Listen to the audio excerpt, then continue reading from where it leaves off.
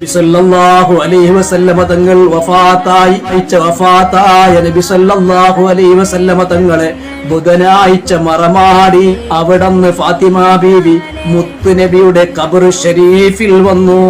ഫവഖഫത് അലാ ഖബരിഹി, അവിടത്തെ പരിശുദ്ധവും പരിപാവനവുമായ ഖബർ ഷരീഫിൽ നിന്ന് ഒരൽപ്പം മണ്ണെടുത്ത് ചുംബിച്ചു മണത്ത് പറയുകയാണ്, മാദാ അലാ മൻ ശമ്മ തുർബത അഹ്മദി ലാ യശൂമു മദസ്സമാനി ഗവാലിയ സബത് അലയ്യ മസായിബുൽ ലൗ അന്ന ഗബത് അലൽ അയ്യാമി ഉദ്ന ലയാലിയ. നബി സല്ലല്ലാഹു അലൈഹി വസല്ലമ തങ്ങളുടെ മണ്ണിന്റെ സുഗന്ധം ആസ്വദിക്കാൻ ലഭിച്ച ജനങ്ങളെ, ഇനി നിങ്ങൾ കാലങ്ങളോളം ഒരു വിലപിടിപ്പുള്ള സുഗന്ധദ്രവ്യങ്ങൾ ആസ്വദിക്കേണ്ട ആവശ്യമില്ല.